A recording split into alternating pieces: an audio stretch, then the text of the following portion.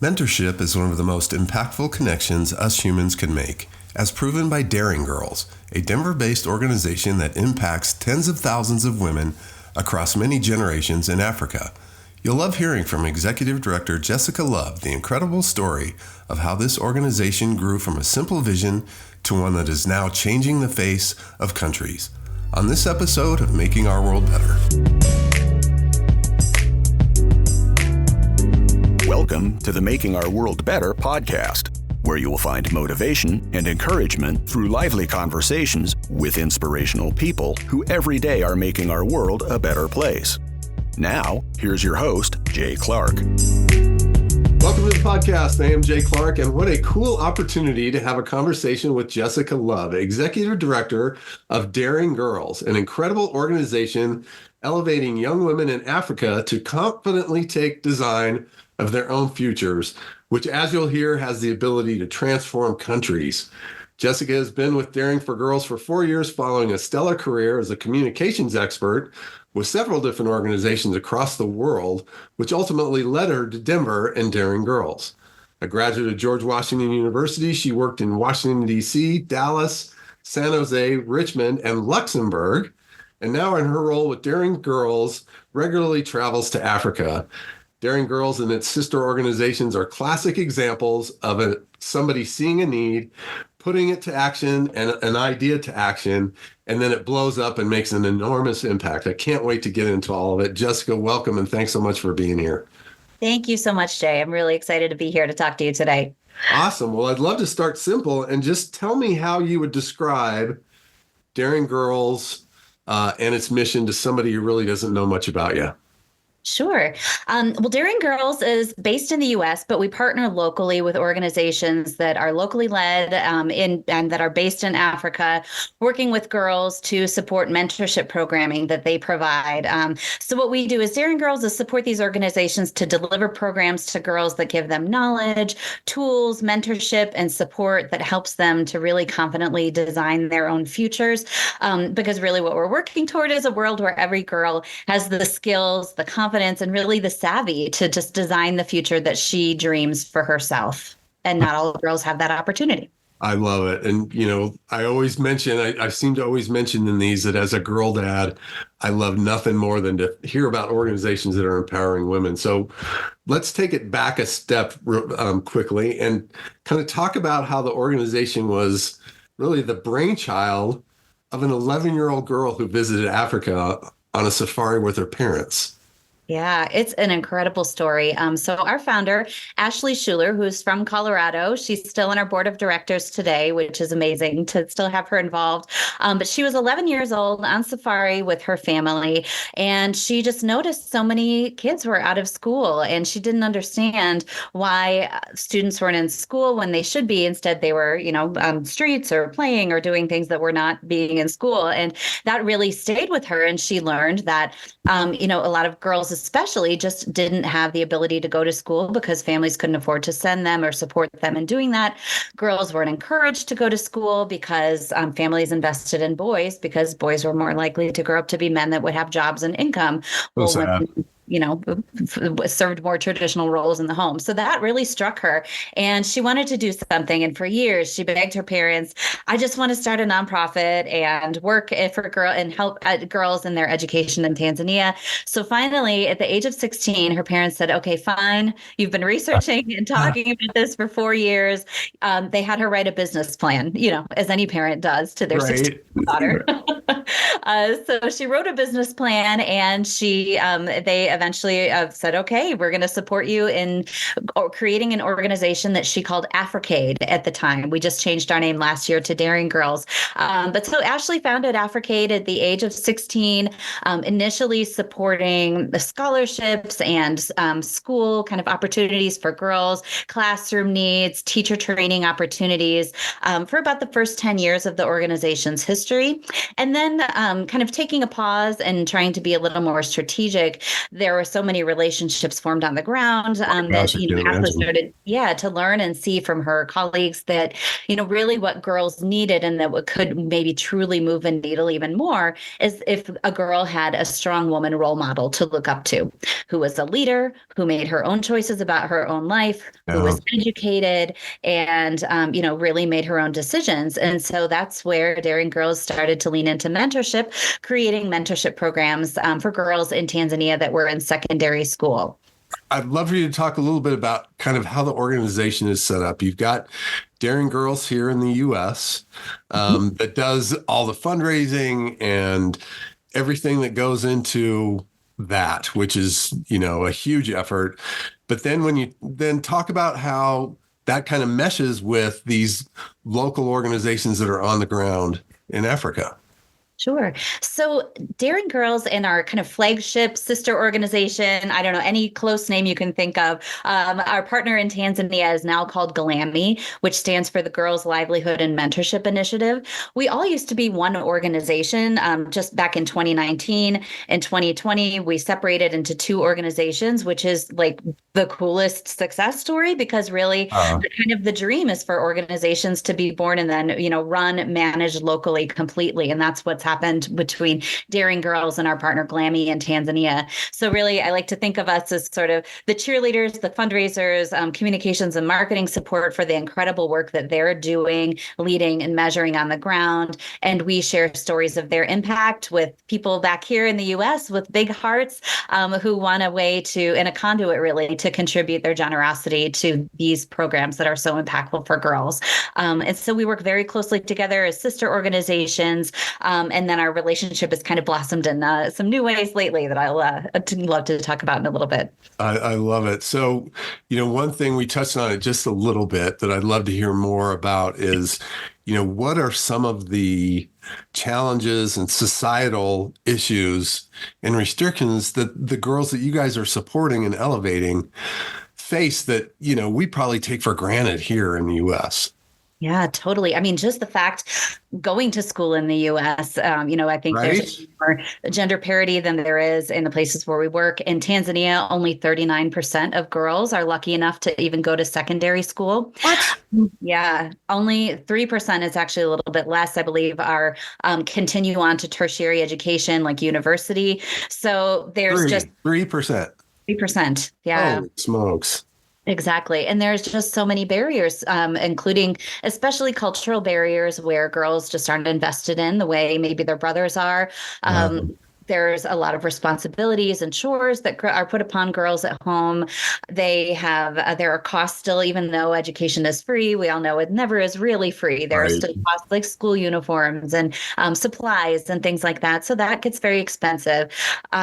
Gender-based violence is an issue that prevents or removes girls from school environments. And also just the long distances. I was visiting one of our partner countries last summer, and girls asked me if I could get them a school bus because that's just not common in the rural areas where our programs operate. I mean, girls are walking to school up to 6 miles a day each way. And I mean, just the dedication for a young woman or young boy to go that far each way to school, I think is just incredible. But the fact that they have to do that is really a challenge that a lot of girls, really can't meet every single day. Oh, geez. Well, and you touched on this a little bit too. And I love the name GLAMI, by the way. I think that's awesome. But talk about the power of mentorship and how this has really become a big part of your programming. Sure. So really, mentorship came about, as I mentioned, because girls just didn't have strong female role models to look up to. Right. So the mentoring programs that were developed pair university educated women with these secondary school girls, but also arms these mentors with a life skills curriculum. So mentors are going into schools every single week, the very same mentor in every school, which is something really unique about our approach. There are a lot of mentorship programs where somebody maybe comes in for a week or a month. and then they go. But these mentors stay with the girl throughout the course of ideally the program, definitely the program year. So it forms these really deep bonds between the mentor and her mentees. But having this life skills curriculum inserted in there as well also gives girls the chance to learn topics that they're probably not learning at home and Mm. that they're definitely not learning at school. Things about financial and digital literacy, health topics, and things about their own bodies that are just taboo to talk about at home or in the school environment. Mm. And so these programs are giving them tools to navigate challenges that they face in life and strategies to, to focus on their priorities and themselves when there's all these other kinds of things swirling about them.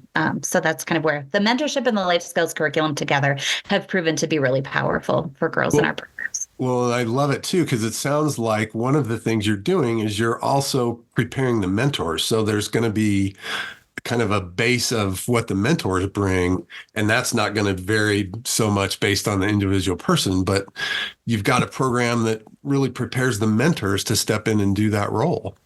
Yeah, and I love that you mentioned that because I like to talk about it as this like beautiful onion because the mentors themselves are also part of this bigger picture. Yeah.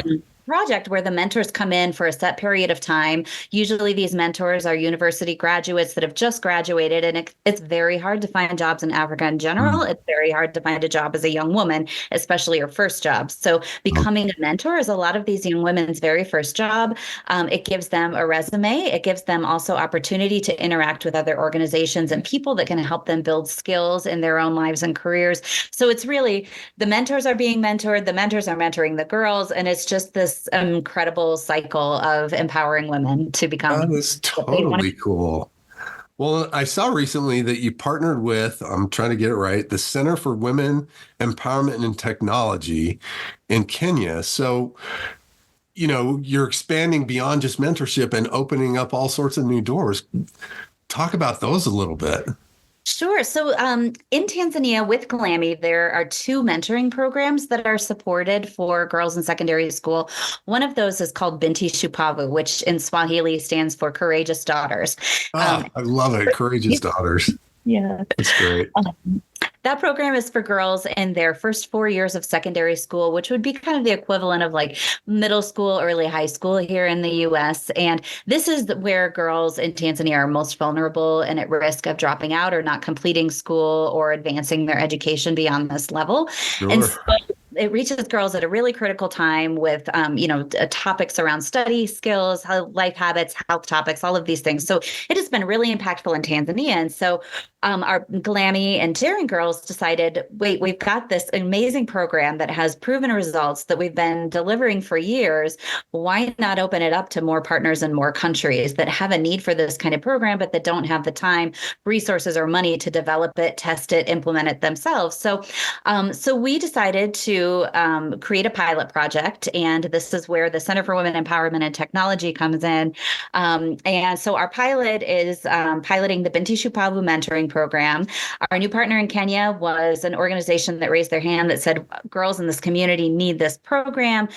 Please come here. We'd love to learn it and implement it. So we provide funding for the Center for Women Empowerment and Technology. We call them SWETEC for short. So provide, funding for SWETEC to implement the programming. We also support in-person training and ongoing virtual technical assistance. So they get training from Daring Girls and GLAMI on the ground in their own environment and offices.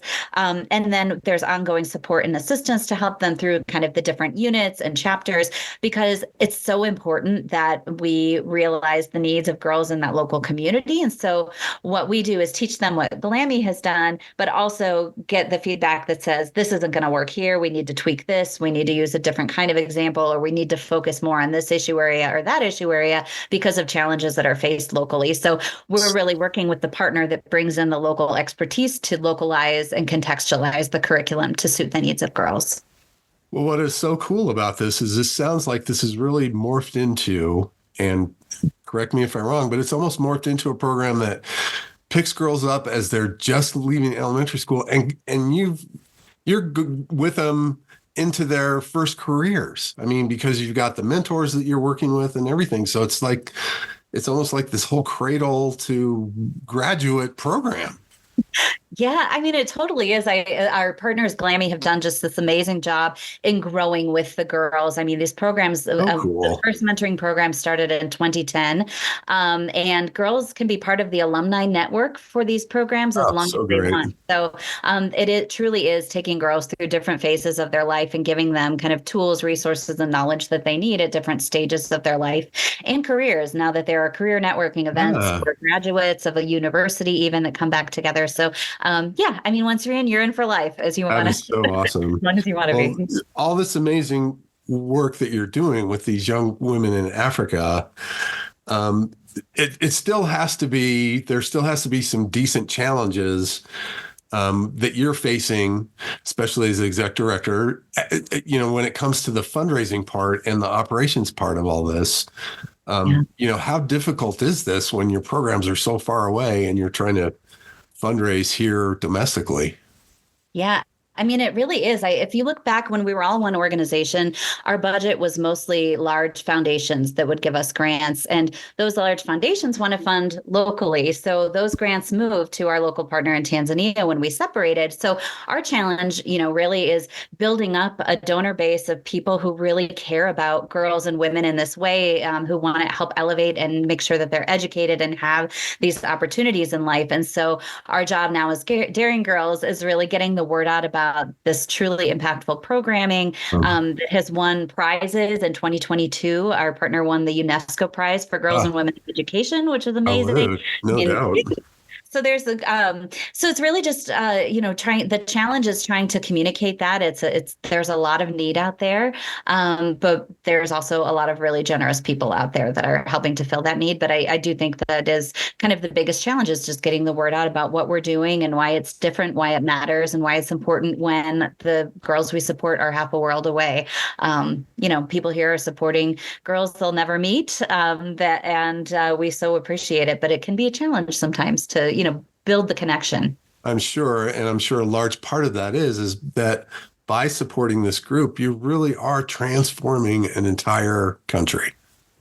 I mean, yeah, the ripple effect of these programs Right. is real. I mean, there's so much research. I think you had a friend of ours, the Friends of Gail, on your podcast Hmm. last year, and I think you're probably hearing a lot of common themes. I mean, it really is just the ripple effect of when you educate a girl, you impact the whole society because Right. educated women are more likely to reinvest in their families, their own children's education, and that's really, how we can solve a lot of these issues is just through education and empowering women, especially who are more likely to reinvest in their families and communities. Well, and when it comes to fundraising, I know you've got a big event coming up. Is that correct? And then you've got some other really fun stuff that people can do that are really win-win type things.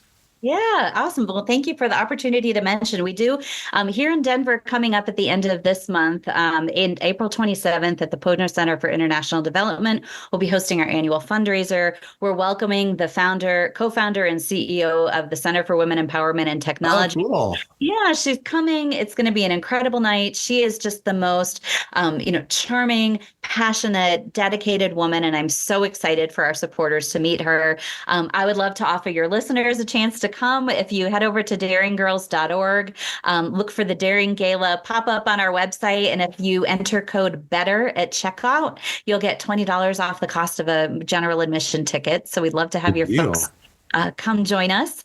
And Awesome. yeah, we'll also be in April 23rd. We'll be in Washington, D.C. for a free meet and greet event. And there's information on our website about that. Folks can find out or our social media channels. We're heading to Kenya to visit SweeTech later this summer. Oh, So if anyone is interested in a really immersive look, we're going to be spending time inside schools in Kenya, interacting with the scholars, with them proposing questions for us and us asking them questions. So it's really a learning exchange that's kind of designed on both ends. So the girls are benefiting just as much as we will be for learning from them. So there's information about that at daringgirls.org as well. And we've got lots of other opportunities opportunities to be involved. We're looking always for people who want to give back through their professional networks or their professional skills, to be a mentor to young women who have graduated university, who have questions about their career paths, that, have a lot of those questions aligned with expertise of people anywhere in the world, where they can just give a little advice. So you can find out how to be a mentor at Daring Girls. So lots of ways to join us No kidding. This is kind of a tough question, but I always like to ask, is there a favorite success story that you could share? Man, I have like several. So I'm going to sure. give one and then a little bit less short, not Okay. long. So the first one I love is a story about a girl named Mawa, who was in the Binti Shupavu program in Tanzania through Glammy. And she was really prepared. She just really enjoyed being in the program. She was ready for her final exams, and these exams determine whether a girl can continue her education onward. And so she was ready. She showed up, she took the test, she got the results, and she did not pass. Oh. So her education in the traditional system was effectively ended. But because she had gone through Binti Shupavu, she knew that she had choices and she could make decisions about her own life. And so she stepped back and she assessed what was needed in her community and what skills she had and what her interests were. And so she decided that she would start a motorcycle parts shop. Wow. Yeah, not a common career path for a young woman in Tanzania, but Mawa did it, and she's been very successful. She supports herself, she supports her family, and she's saving for her future. And it's because she was prepared. So if something doesn't go the right way, she had a backup plan. And I love that story, because not every girl in these programs is going to pass and continue their education formally, but you can still, the benefits are just so tremendous. She was totally empowered thanks to the programs. If without those programs, she would have never known anything like that was possible. Well, excited. Yeah, I just love her story for that. And the other one I'll share is about a young woman named Malefu Shilingi. And she was in the one of the mentoring programs for kind of older girls at their final end of their education before they go on to university. And she went on to university and wanted to think of a way to supplement her income to help pay her university fees and things. And COVID hit while she was in university. And she's like, I need to find a way to fill my time. And how can I, make some money toward my university? So she loved art. She was a very talented artist. She was studying art in university, and she went to a local restaurant owner in Dar es Salaam, and she asked if she could just set up an art station there and just draw pictures and kind of interact with customers at the restaurant. The restaurant owner let her do that, and it took off. Her art is amazing. The customers loved seeing her artwork. She started selling it left and right. She has been featured in Tanzanian media, German media. We've featured her several times, and she's just really blossomed. And now she's doing classes for young girls to show them that you can follow your passions and your dreams, and you can make an income out of it, because art is also not an encouraged career path for young women in Tanzania. And so I love that she's breaking that ceiling for girls. And the coolest part of her story is that late last year, I was on Instagram and I noticed that she'd posted a picture of the president of Tanzania accepting a portrait of herself with a religious leader from this religious leader. And it was a drawing that Malefu had been commissioned to do. So Malefu has followed her dreams so far that she has a piece of artwork now hanging somewhere in the palace in Tanzania, the president's office. Oh my gosh, think of that. And amazing. I love those two stories. And then you can multiply those by 17,000. Is that what I saw? How many it's actually even more. I think I was just looking at our website and realized I need to update it. I think with the total of girls that graduated last year, we're actually a little closer to 20,000 now. Touch mentoring programs launched in 2010. And it's just incredible. It's about $100 per girl per year on average for these programs. So you think of the lifelong impact you can create for just such $100. Jeez. Yeah. So tell me, what is a big, audacious goal that you have? And what do you think it would take to make it happen for Daring Girls? Gosh, well, what we're working on, the big, hairy, audacious goal we're working on now is with this pilot. I mean, we would love to keep working with our partner Glammy to take what we've built together to give it to more organizations that are truly in need of it. And so this pilot, we hope, is just the beginning. And we hope by the end of it to prove that it truly can be localized and contextualized in other countries and cultures to serve more girls in more places. And that this framework is a framework that truly is transferable and delivers similar impacts. So that's what we're aiming for at Daring Girls, and so grateful for our partners at Glammy to work with us on this as they work to go and grow deeper in Tanzania and reach more girls inside Tanzania. Daring Girls Worldwide. That's what I'm all for it. I'd love it. Well, I'd love to shift gears here as we wind down a little bit. And one of the things I always love to ask everybody is what's something you will read, listen to, or watch today?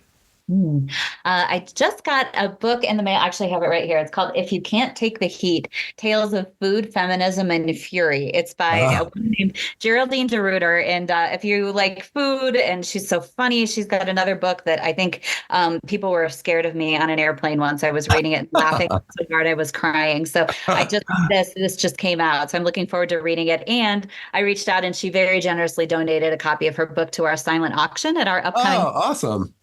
I'm really looking forward to reading that and diving into that. So that's what I'll read today. Fantastic. So if you think about who has been a role model for you, especially in the work you're doing with Daring Girls? Sure. Before coming to Daring Girls, I worked for an organization called Fistula Foundation. And there's a woman named Kate Grant that runs that organization. And I feel that so many of the conversations that I, hear now about international development and the importance of local decision making, these are things she was talking about 10, 15 years ago. So I'm really grateful to have had her as a role model in how to work with local partnerships and to make sure that we're supporting in a way that keeps the decision making local.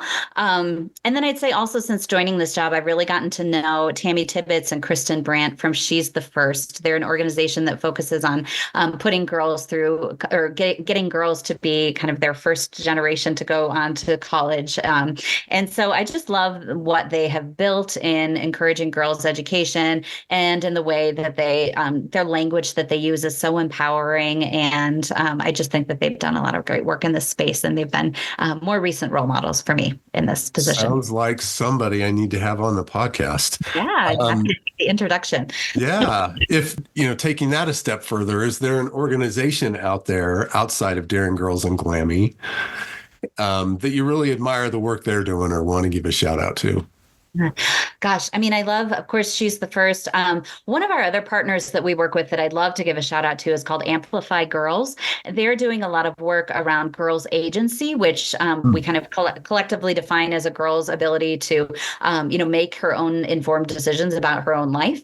And so we and Glammy have been working with them. We're actually doing a random control test right now in one of the regions where Glammy works, looking at the impact of agency through the Binti Shupavu program and how that impacts academics and academic retention. And so I just love what Amplify Girls is doing because they're doing research that informs policy and also working with local organizations to make that all happen, and kind of fostering these networks where people are working together in community around similar topics. So I'd love to give them a shout out. Having an impact on a bunch of different levels. I love it. So we went over it a little bit, but lastly, and most importantly, if people want to find Daring Girls, if they want to consider being a mentor, go to your event, support you, learn more, what's the best way? Awesome. Head to daringgirls.org and click around. You'll see the information about our Denver fundraiser pop up right away. But if you scroll to the bottom of the page, I really hope you'll follow our social media channels. We're on Instagram, LinkedIn, Facebook. So we're out there everywhere, and we love to talk about the girls that we're supporting. And we've got a lot of great stories to share, and we'd love to keep sharing them. Fantastic. Well, good luck on the event. Keep up the great work. This has been wonderfully inspiring. And I hope you guys just keep it going.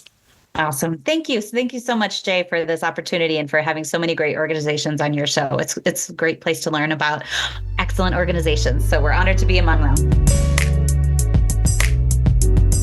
Thanks for listening, and thanks to Jessica for sharing the work of Daring Girls. This podcast has been brought to you by JC Charity Services. I'd love to help you find more joy in your work and help you and your team thrive. You can find me at makingourworldbetter.com. To learn more about Daring Girls and how you can support their efforts by attending their gala or becoming a mentor, visit daringgirls.org and follow them on social media. Use the code BETTER for a discount on tickets to their upcoming gala.